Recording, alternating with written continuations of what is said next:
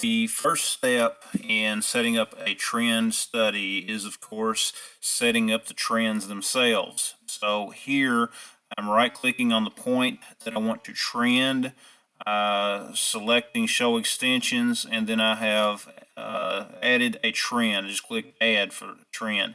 I'm going to give this a unique name. That way it is easier to identify it when we actually bring it into the trend study that we're going to be doing.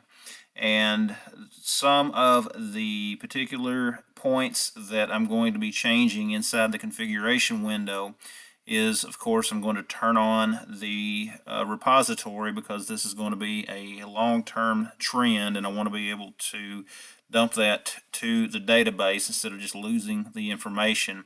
And I'm also going to set the capture rate for every hour. That's when we will be getting the data from our system, and we're going to set all the trends up for that. That way we can kind of monitor everything a little more consistently.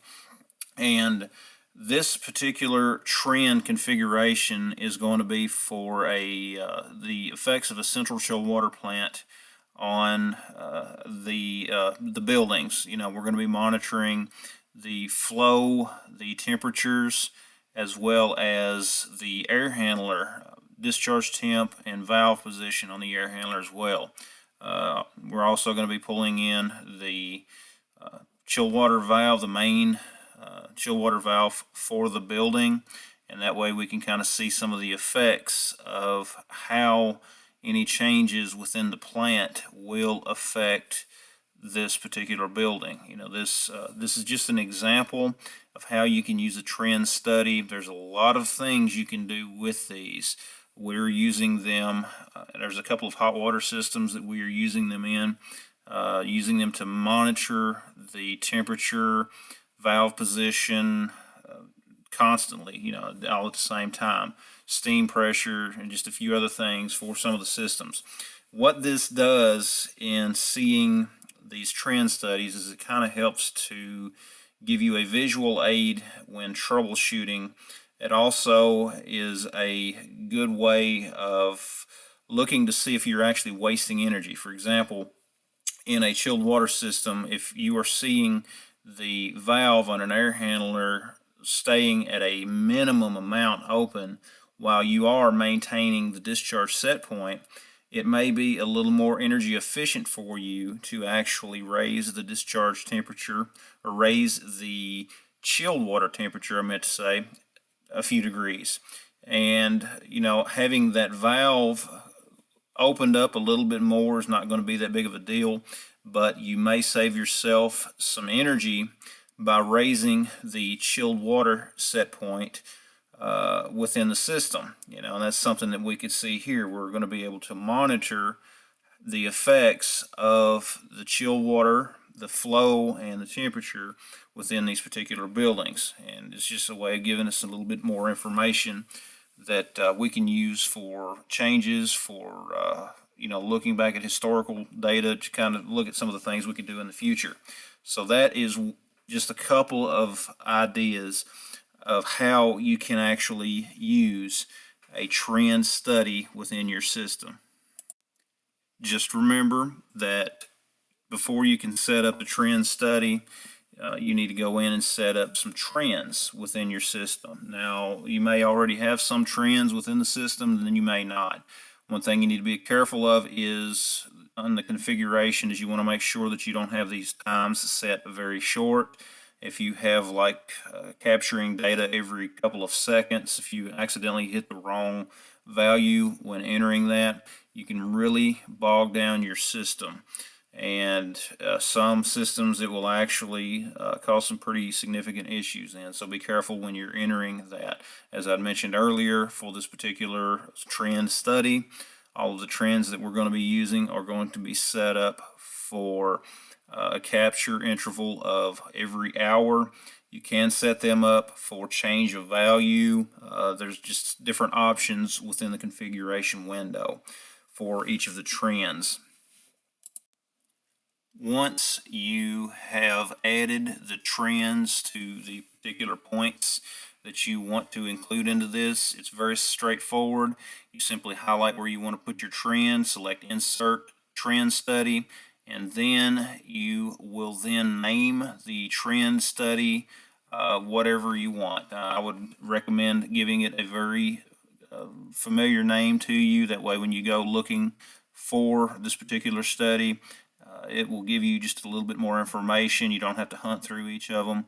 And this next screen here gives me the option of going ahead and adding the particular trends into this study. I'll show you how to do this another way in just a few moments, but right now I'm simply drilling down through my network tree. I'm going to dig down into the individual controller as well as the particular point that I want to pull in. Simply click on the plus side. You can see here that there is the trend that I created. I'm going to hold the control button on my keyboard because I'm actually going to go ahead and select a few of these while I'm here. Once I have that first one selected, I can simply hold that control button, and then I can move on down within my system and highlight a couple of the other points that I want to add instead of having to go back and forth 2 or 3 times. I mean, you can, it's just, this is something that I do. Just holding that control button down and then drilling down into my system and grabbing the multiple points that I want to get. And you can see here, this is another part of the system, another point. I'm simply going to drop that one down. I'm going to come down here, I'm going to highlight that, still holding the control button. Go to my next point, grab it as well. And once I have those few points added, I am going to press the next button. And you can see part of the configuration here. And you can actually go in once you get data inside your trend study and actually do searches for particular date ranges and that sort of thing. Now here is a typical out-of-the-box trend study. You can see that there's no data in it currently. We've just set this up. Those trends have not had time to capture anything. If I click the edit button to go in here and then hit the plus button in the middle of the screen, I can go in and add additional trends to pull into this particular trend study.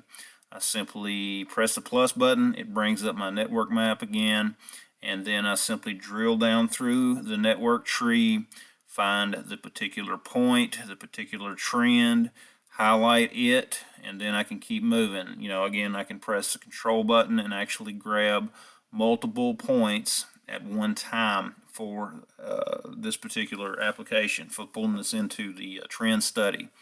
Again, it's just something that I do.